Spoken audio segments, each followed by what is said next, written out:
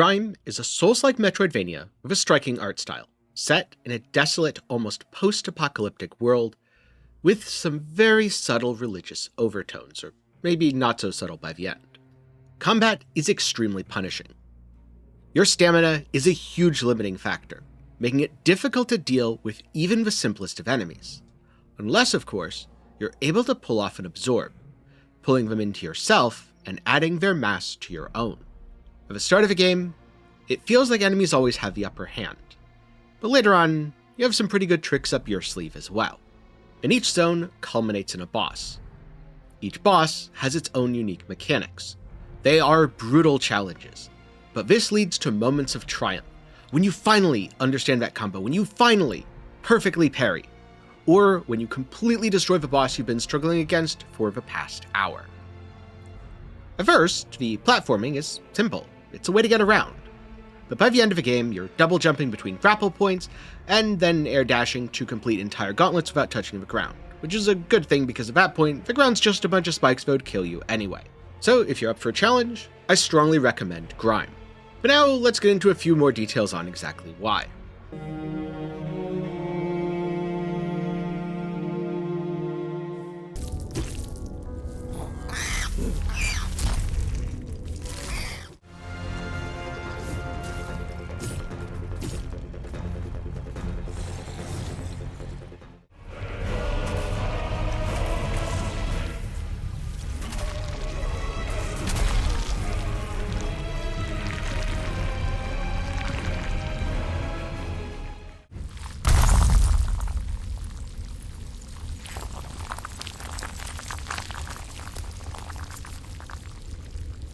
Now let's explore the world of Grime.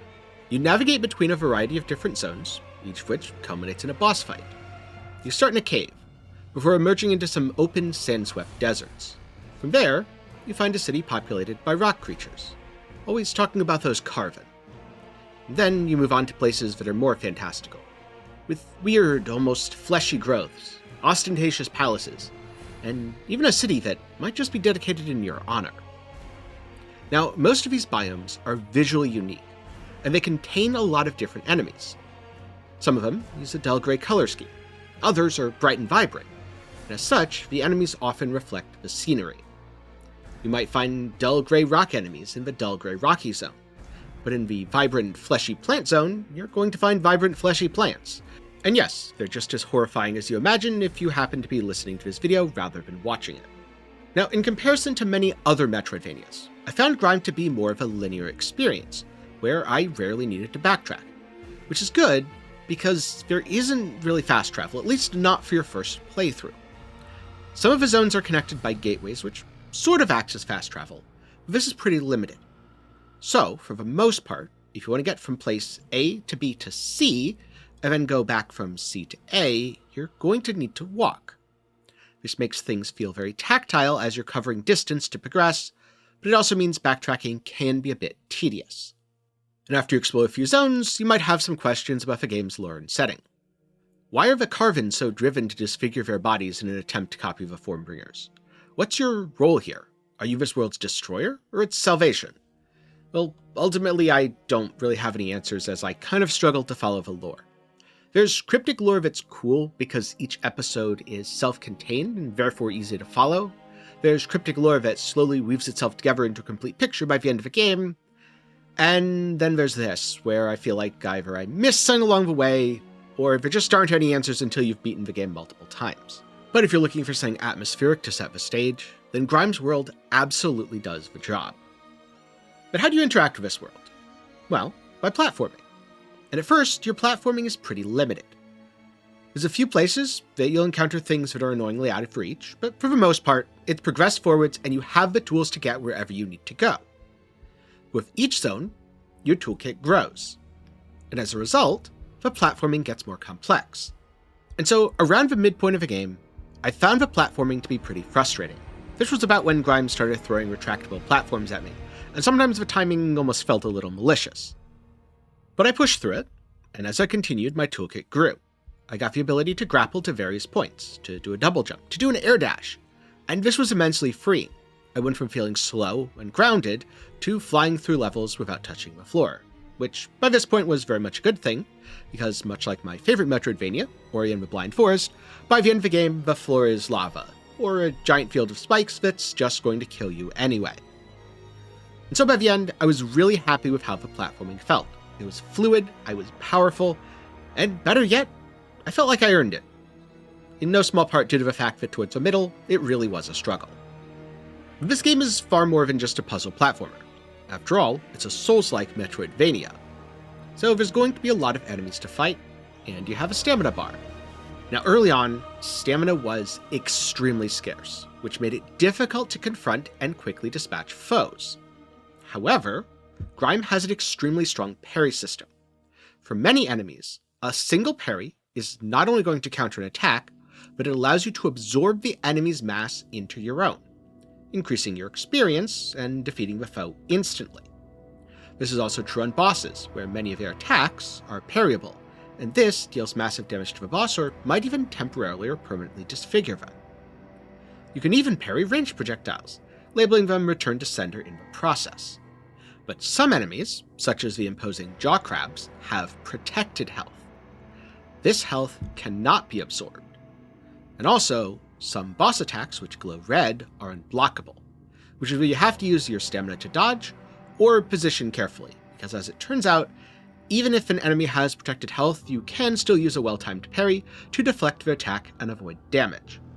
All of this leads to combat that feels very methodical, but also very satisfying once you get the hang of it. In addition, you absorb the essence from foes and use that to heal yourself, somewhat like an Estus flask from Dark Souls. Also, as you absorb different enemies, you gain a fragment of their very nature. This lets you invest into different powers. Think of this as a secondary skill tree or character customization system. It's really cool, and it rewards you for parrying or absorbing enemies, as opposed to just beating things into the ground with your weapon. Which, yes, you also have a weapon, and there's several others you find on your journey, but personally, builds and weapon diversity was a big letdown for me. Now, I'm not sure if this is just something that I missed throughout my exploration, or if there's just very few respecs, but once I started to put my build together, I really felt locked into it, which is a shame because I kept seeing other cool powers from enemies I defeated. I also kept picking up weapons that looked interesting, but I didn't have the stats to wield them, or I couldn't make use of them effectively with my current build. So instead, they kind of just sat in my inventory and never got any use. But the one place where Grime's combat shone, above all else, was the boss fights, and I do think boss fights are this game's strength. First one you fight is the Amalgam, which I'm now going to play in full, and you can just watch and judge for yourself.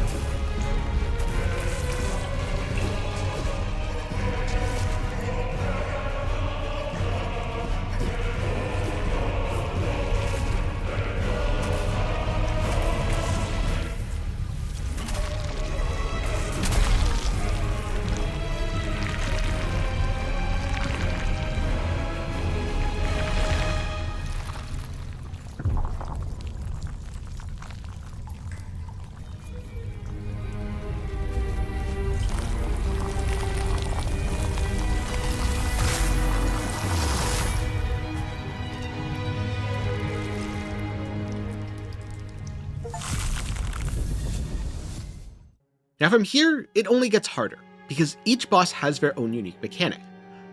And no, I don't mean just a gimmick like this is the sword guy and that's the spear guy. I mean a truly unique mechanic that changes up the fight. For example, in the Whispering Mother's encounter, you need to fight 2 bosses, dodging one after another or looking for openings while doing as much damage as you can by reflecting their projectiles. In the Feaster's Lair, the Vulture is infested with parasites, which you need to kill to finally bring the beast down, because it's not the rotting corpse that's actually fighting you, it's the parasites inside acting as the puppet masters and pulling the strings. One of the bosses that I struggled against the most was Shapely Phidias. Now Phidias is a powerful swordsman with a lot of AoE moves. Attempt after attempt, I struggled on this boss, dying over and over and over again. Until I realized something. I can parry most of Phidias' attacks, and if I do, it makes his attack pattern extremely predictable. All of a sudden, the fight went from feeling nearly hopeless to me to very doable. So much so that I finally beat Shapely Phidias just a couple of attempts later. But as the boss's health reached 0, I had a sinking feeling. The feeling that there's going to be a Phase 2. This is something that's very common in Grime, and very common in Souls-like games in general.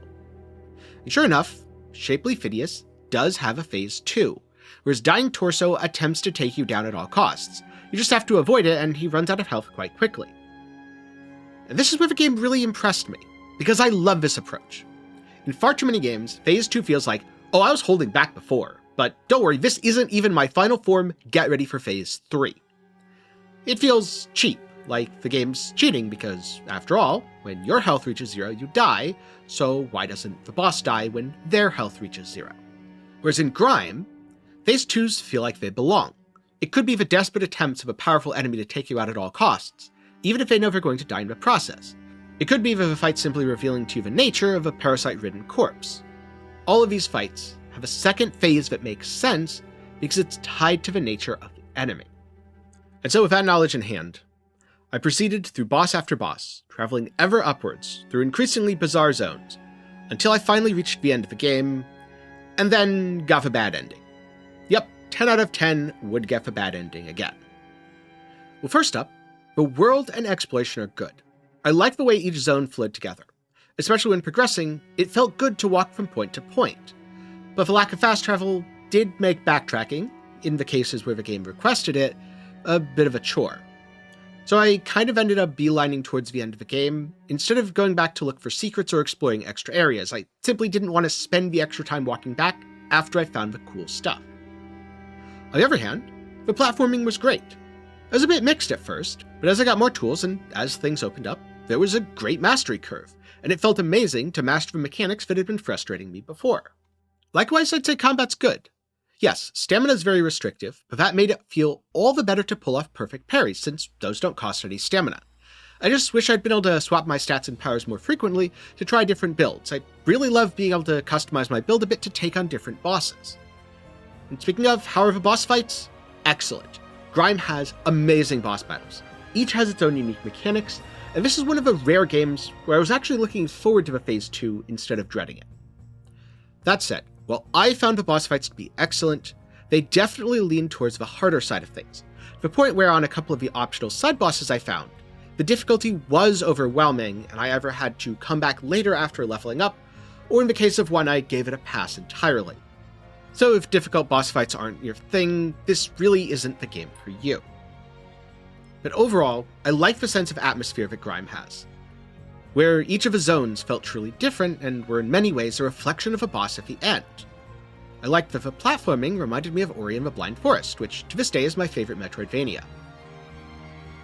And I hope more games in the future have bosses that feel as challenging and as wonderful to defeat as the ones in Grime. So, my overall rating of Grime is that it's a good game, and I recommend you play it if you like challenging Souls-like Metroidvanias. As for OpenCritic, well, Grime has a strong 82, with 77% of critics recommending the title. On Steam, the game has a very positive 86% out of a good number of reviews. Also, there's a free demo, so you can always try it, get a little bit of a feel for the game and the world, and then decide to buy it later. Grime is $25, and for me the runtime was about 12 hours, though I did spend quite a bit of time afterwards, messing around in a little bit of a second run to get a feel for some different weapons and playstyles. For me, Grime was one of those games that I got through Humble Bundle. I had bought a bundle for something else, it happened to come with Grime, and so it sat in my library for quite a while. But then, when I was going through my Steam library looking for stuff to play, the art style caught my eye. I mean, it's not every day that you see a character with a black hole for a head. And I'm very glad I did, because this is one of those games that's changed my perspective a little bit on the genre. I've played a lot of Soulslikes, I've played a lot of Metroidvanias, I've played a good number of Soulslike Metroidvanias. And Grime's one of the best, because it did a nearly perfect job of balancing on that edge between just hard enough and slightly too hard. Though unfortunately that also means that whenever a game has a particularly bad Phase 2, I'm probably going to think back, oh man, wish this game had Phase 2 bosses like Grime did. So that's my thoughts on Grime. If you're looking for something else to watch, maybe check out my thoughts on Ori and the Blind Forest, the game that to this day remains my favorite Metroidvania.